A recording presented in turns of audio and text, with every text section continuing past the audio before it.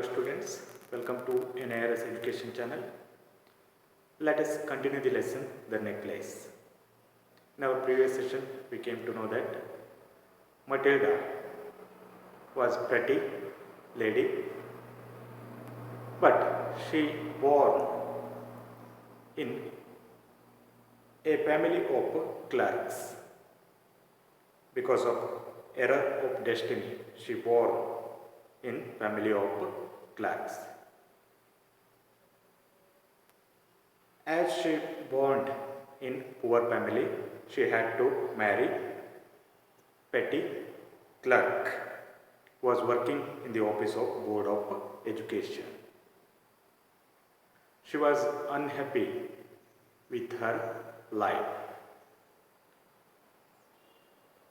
She wanted to have all the delicacies and luxuries in her life, but she had to live very poor life. That disappointed her. Now let's continue the lesson. One evening, her husband returned elated, bearing in his hand a large envelope.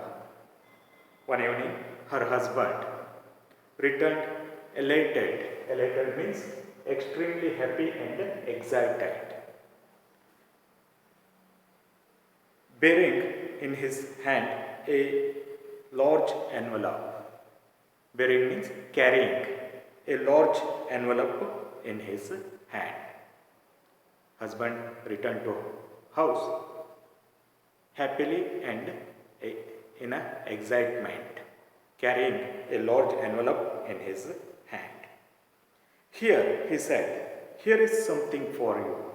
And he said to his wife, Matilda, here is something for you. She quickly drew out a printed card on which were inscribed these words. Then she quickly drew out the printed card on which inscribed means written, these words. What is written? See, the Minister of Public Instruction and Madam George Ramponneau ask the honor of Mr. and Madam Loisel's company Monday evening, January 18, at the Minister's residence. Actually, that was an invitation for the party. The party was being arranged by Madam George Ramponneau, and they invited both Matilda and her husband to that party, and party was there on Monday evening, January 18. Instead of being delighted, as her husband had hoped, she threw the invitation spitefully upon the table, murmuring, "What do you suppose I want to do with that?"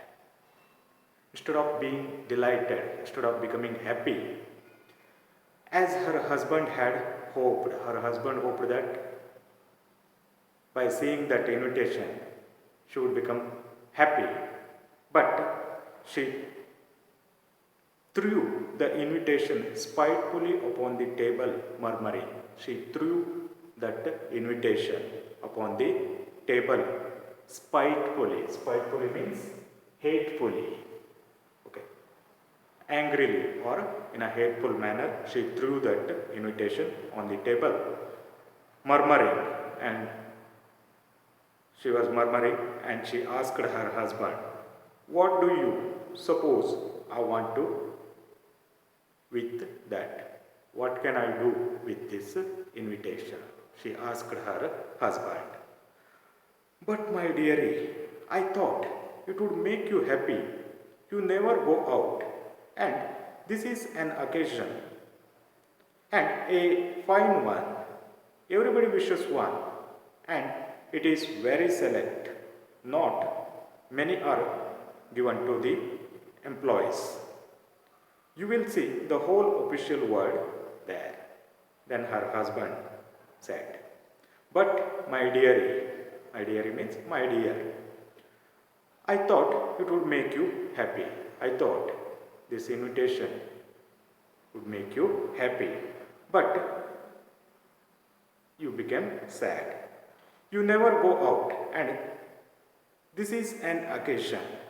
You never go out for a long time, and this is an occasion. It is good occasion to go out, and a fine one, and it is very fine opportunity, fine occasion to go out. Everybody wishes one, and it is very select. Everybody wishes to have this kind of invitation, but only some people are selected for this. And it is very select. Not many are given to employees. Many invitations are not given to employees. Only for some selected people invitations are given. You will see the whole official world there. In that party, you will see the whole official world. Many big officers are attending that party. So it is very beautiful occasion. She looked at him with an irritated eye and declared impatiently, what do you suppose I have to wear to such a thing as that? Then she looked at him with an irritated eye, an angry eye, and declared impatiently. In an angry or impatient manner, she asked her husband, what do you suppose I have to wear to such a thing as that?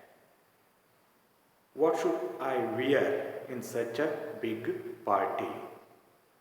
Which dress I have to wear in such a big party? He had not thought of that.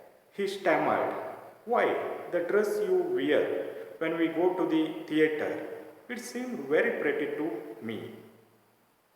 Then he said, he had not thought about dress. He stammered, he stuttered, why, the dress you wear when you go out to the theatre, it seems very pretty to me.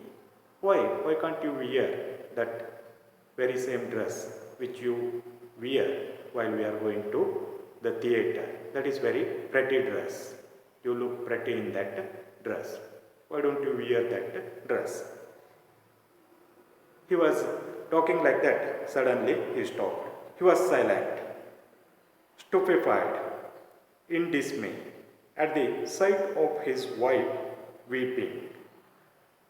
He was talking, suddenly he became silent.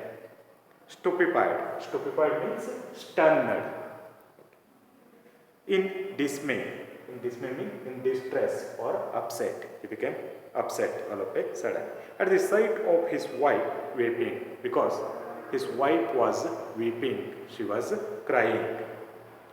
He stammered, what's the matter? What is the matter? Seeing his wife crying, he stammered, what's the matter? What is the matter? He asked her, what is the problem? What is the matter? Okay, let us stop here. We shall continue in the next session. Thank you for watching.